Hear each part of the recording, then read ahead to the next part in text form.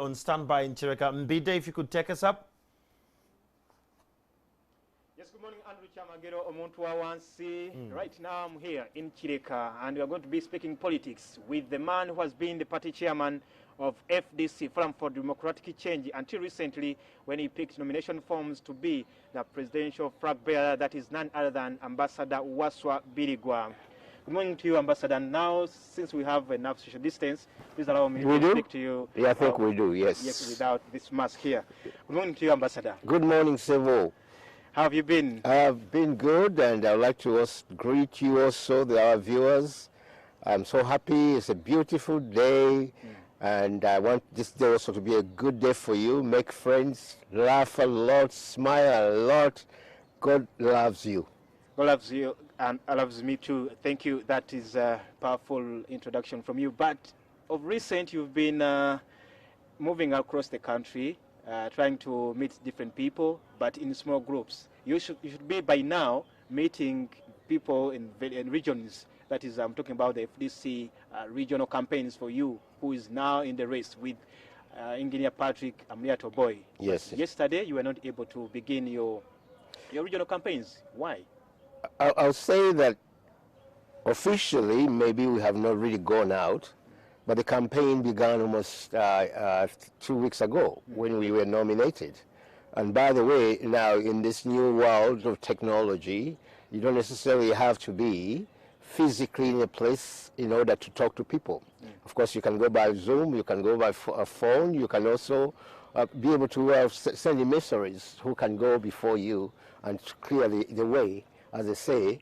You don't necessarily have to be there, but obviously physically it will be a very good thing, and we intend to start moving very, very soon, and you'll be hearing from us. By next week you'll be hearing from us wherever we're going to be going. But Ambassador, you know very well that many people, even up today, even when you move to Kampala here, how many people are holding those smart mobile phones, and even then, even if you have a mobile phone, how many are able to load that enough data to be able to watch Ambassador Biriggwa for a full hour? How many people? Okay, I'm going to change your thinking, because this is not particularly for the general public. This is for specifically the delegates that we do have, our delegates. Even then? Okay, even then, our delegates are capable of receiving our messages on SMS. They're capable of, I'll say the majority of them do indeed have phones, because I have been making phone calls, I've been talking to them, they've been calling me, and I can assure you that most of them do have. Yes, indeed, it's a challenge for some of them of getting data or getting airtime. It's a challenge because the economy is gone. Most people haven't been working for a long, long time. So it's a challenge, but otherwise, we've been able to communicate through our, let's say, our chairpersons in different districts. Okay, so far, how is the campaign moving for you? Because you've been the party chairman for 5 years, and now you're into this big seat. How is it moving so far? It's been pretty good. The reception has been good. For those, there's been enthusiasm. There is enthusiasm about my candidature. I've been able to talk. Of course, I've been in the media. Thank you so much for covering me. Almost every day there's something about Waswa Biriggwa. So people are reading, people are understanding me, but also that most people now, I believe, know who Waswa Biriggwa is and his achievement, our achievements. So it's just now brushing off the dust and showing that he is a new face again who has come to you to ask you for your votes. There's something you said when you were being nominated as the flag bearer, that households will be able to earn 100,000 per month, and this caught so many people their attention, because even up today, if you count how many people are able to spend a day on $1, they are very few. And when you talk about 100,000, sounded so much. I want to put it this way: this is very possible. This is possible. I have done the calculation. I didn't simply come out and simply say I'll give you so much. I did some calculation, and the numbers are there. It shows that indeed we can afford, as a nation right now, to be able to support our households. We're doing some statistics right now of how many households we really have, because you have to understand what do we call a household. But as far as the numbers that we have generated or worked on, it shows that indeed we can afford to do so. Take a look. Mr. Museveni has received trillions of money that he is literally is the one-man show that he uses to give away envelopes, 200,000, 2 million, 200 million, this and this. Now, if this 200 million you're giving around, if it's... You mean that from donor money or from loans? Well, it's a mixture. It's your taxes, okay? Partially it's your taxes, because we pay taxes for every little thing we do. We buy, purchase, this money taken away. There's donor money. There's money also we borrow. And by the way, we have borrowed quite a lot of money to the extent now that is going to be affecting, I think like 46% so far of our GDP has been borrowed. So we have a problem. Eventually, we're going to have a very big problem if we do not curtail that. But nevertheless, I want to utilize efficiently the amount of money that we already have. And this is my goal, to be able to see why not each and every one, I mean, the households get 100,000. First of all, if our economy has already gone down, due partially to the COVID-19 pandemic, then it says that if it's gone down, let's say to 3.5, okay, rate GDP, then it says to me that the money that we are going to be giving you or giving the party to the household is going to be utilized to buy essentials that the household cannot afford. To be help to a mama or some auntie who's selling charcoal, selling a matoke, selling something, so that she can restart her business again, because she has already eaten up her capital. So in essence, the money, I give it to you, but you're not going to keep it in your house. You're going to be spending it, and then it's going to stimulate the economy. You see? So it has got a positive effect on it, rather than inflation. Others may say, no, you're going to be introducing inflation. No, it's not so there. Okay? And by the way, inflation is also good in certain measures. Okay? It doesn't necessarily that you have to have 0% inflation or 2% inflation when you're developing countries. If you look at the countries that have developed, Singapore, Malaysia, Indonesia, Taiwan, and places where I have been, they have used inflation as a tool in order to augment their economies. So the money that I'm talking about with the 100,000 is real, I can be obtained, and also there is another part of it to the 100,000. I want to be able to give the rebates, okay, to industrialists, to traders. Those people who've been paying so much taxes. Do you realize that we even pay more taxes than what we are supposed to be paying? But nobody goes to check that I paid more. And URA doesn't tell you that you're giving me more money. Okay? So we can bring a system whereby the amount of money that is extra paid to Uganda Revenue Authority is returned to the taxpayer at the end of the year. So there's so many things that I can bring to bear on the economy of Uganda to help wananchi, first and foremost, to help the youth, and then we move up to the middle class and to others on top. Ambassador Biriggwa, your candidacy is seen as one which is being fronted by one who is they are equating you to retired Major General Mugisha Muntu, that you're moderate within the FDC establishment. They are looking at you, drawing parallels between you and your opponent, Engineer Patrick Oboy Amriat, that you are more of a moderate than him, who is looked at as more of a defiant. And they think that this could also cost a vote when the delegates conference is finally held.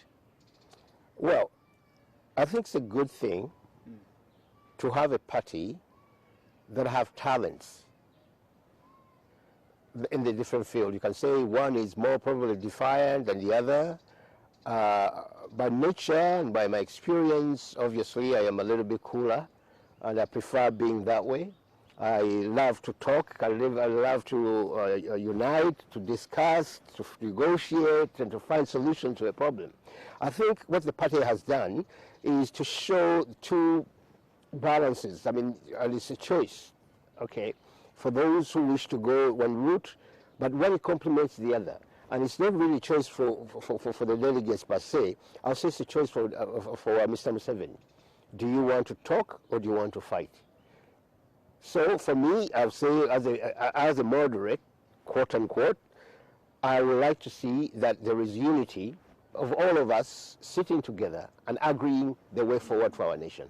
But 2015, that left some bruises within the party when you saw others moving out. They thought that they were being pushed out by the defiance section, that the moderates felt that they were not comfortable within the party, and they ended up leaving the party. No, that was the reason why they left wasn't because of that. That's what it's saying. No. That's not. No. Because the defiant campaign and quote unquote the structured campaign was supposed to be that people prefer structure. That was agreed upon. Hence the reason why defiance moved to Katonga, and then, okay, let's quote unquote those who prefer structure to remain at Najana Nkumbi. It was agreed on, and in fact, General Muntu was the chair. And we have minutes according to that we agreed that's the way to go. We went in the campaign of defiance because we saw that it was the only way to push this thing ahead.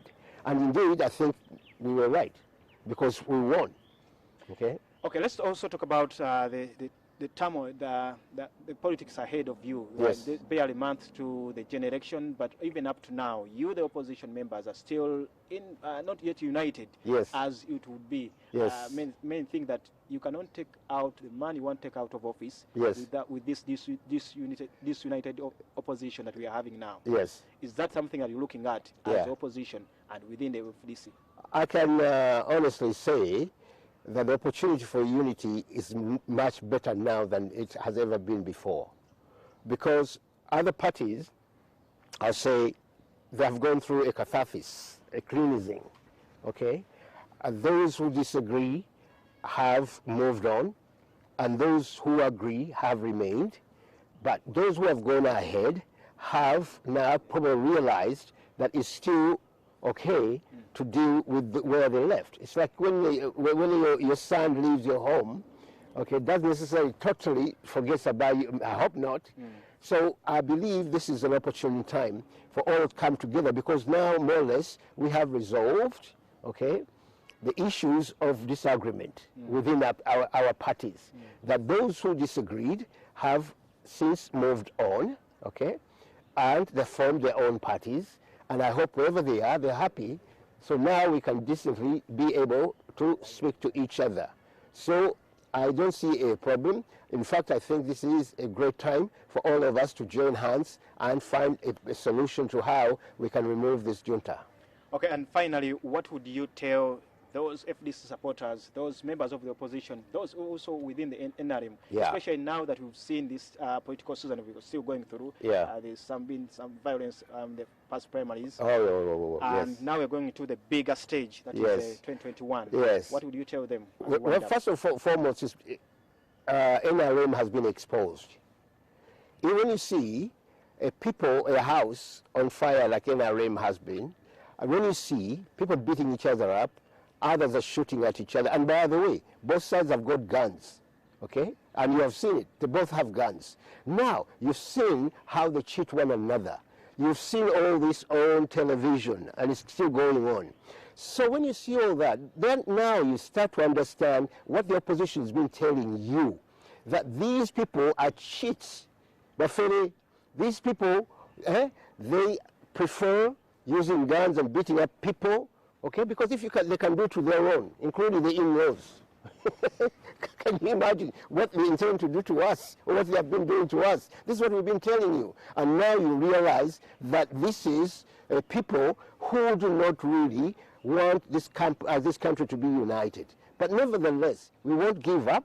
We continue reaching out, and we continue to say, please, come, let's sit, okay, for those who wish. Otherwise, it will be unfortunate for this country to go into a big turmoil, and I can see that happening if we don't unite. And I promise you, I am working for the unity of the opposition so that now we can face up Mr. Museveni and his team. we shall be waiting to see how you handle that process that you are still in as we move towards 2021. Thank you so much, Ambassador Biriggwa, for hosting us into your beautiful home.